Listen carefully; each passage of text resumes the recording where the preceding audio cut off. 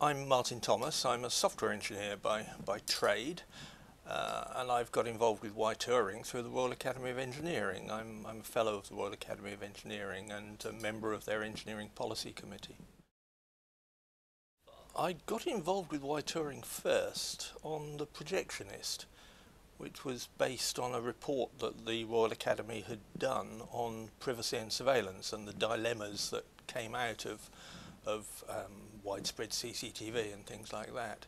And then I got involved again with Breathing Country most recently. I initially got involved simply because I was asked to by the Academy, and I was doing them a favour. They said that this was a way in which the report that I'd worked on, the Dilemmas of Privacy and Surveillance report, would reach a wider audience and could be taken out into schools and help inform a new generation of people.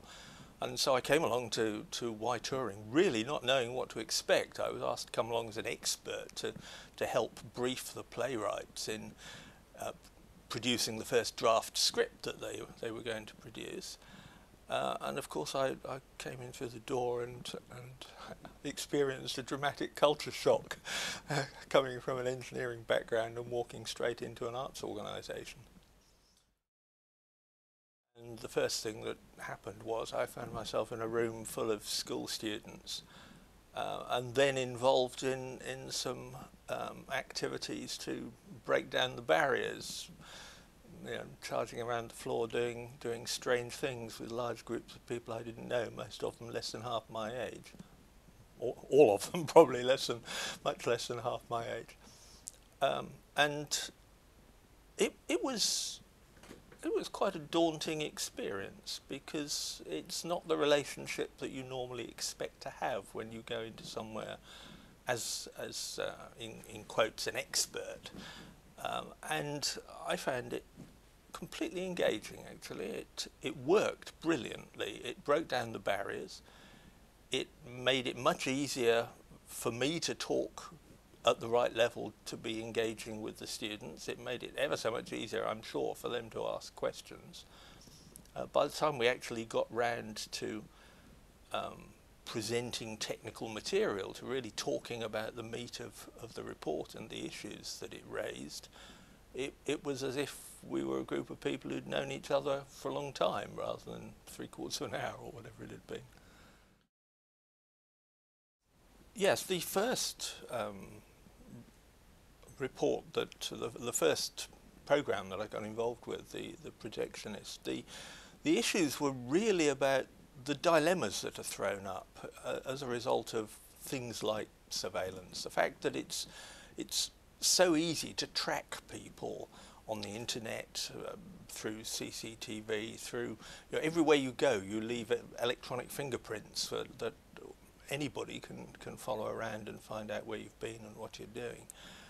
And yet, of course, the technologies are hugely beneficial. They help people to feel safe. They help to detect crimes and to bring people to justice and so on. They're good for security. And so you always end up with these dilemmas of just where should a balance be drawn effectively in a democratic society. And the Projectionist, I thought, explored those issues very well. It drew out the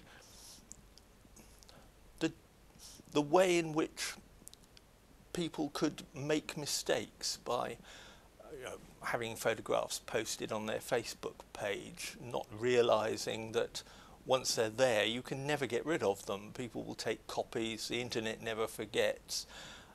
And things that look like a burst of fun in a moment turn out to be a millstone around your neck for the rest of your life if you're not careful.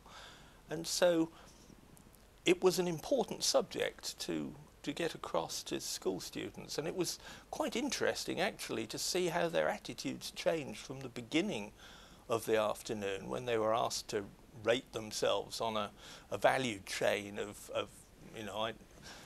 between I don't mind who knows everything about me to I'm a very private person, how those attitudes shifted from one extreme almost to the other as a result of the kind of stories that I was able to tell them, and the sort of realization of the implications of having their Facebook page all over the front page of the Sun if they ever win the X Factor. I was then asked if I would get involved in Breathing Country, as it turned out to be, although of course we didn't have a name for it then because the play hadn't been written at the time that I first got involved. The Royal Academy again wanted to be involved in a project that the Wellcome Institute were also heavily sponsoring on electronic patient records and the use of electronic records for research purposes. Now, the Academy has great enthusiasm for the use of electronic records in medicine, but also recognises the real issues around privacy. You get large databases of records and you create the ability for them to be searched and copied very easily and to be lost in huge numbers. If you look up the lists of companies that have lost data, every year there are hundreds of losses where an individual loss amounts to more than 1 million records, personal data records. You couldn't do that with paper records, you know. To lose 1 million paper records would be a serious feat. It would be a heroic achievement. With electronic records, it's dead easy. You just stick them on a USB stick and leave them on the train. It seems to be government policy almost in some departments that that's what you do. So electronic patient records do create this dilemma. How do you get the benefits of being able to use them for research, having them available when clinicians need them, being able to send them around the country when people change doctor, or if they go to a hospital away from their normal area, or if you want to send test results back from a hospital to the GP.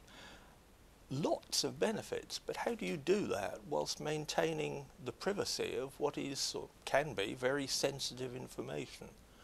That was the challenge that Why Turing were given. How do you explain those issues to a population of school students and engage them with it in a way that enables them to make informed decisions about what they want to happen to their own records, and so that they can get involved actually in setting national policy, because they are a generation that will be greatly affected by it? I would have said it was an impossible task, and Why Turing did a spectacularly good job. I've honestly, I couldn't have imagined that it would have been possible to write a play that would, on the one hand, enthrall students for an hour, really engage them in the issues, and tell them enough about the issues, get them feeling sufficiently strongly about the issues that they could engage in active and enthusiastic debate about it afterwards, and at the same time produce something which, if you perform it in front of an audience of adult medical researchers, reduces some of them to tears. The power of theatre to get people to engage with issues rather than simply to watch them from a distance is quite extraordinary. And the professionalism of Why Turing, in the whole way in which Breathing Country was created and then performed, and the theatre of debate was managed around it, I thought was, well, I was taken aback. I hadn't appreciated it could be done. When I think of Why Turing, the word that always comes to mind is professional. It's perhaps not the most obvious word. I mean, inspirational, innovative. There are many adjectives that are appropriate, but the overwhelming feeling is of a group of people who know what they're doing, who are in complete control of a medium and and an environment and a structure which, to me as an engineer, feels completely uncontrollable. And yet his group of people who know how to use something as fluid as theatre and something as difficult to manage as the relationship between a group of performers and an audience and a set of complex ideas, and who pull it off time after time, on time, within the budget. I mean, it has to be professional.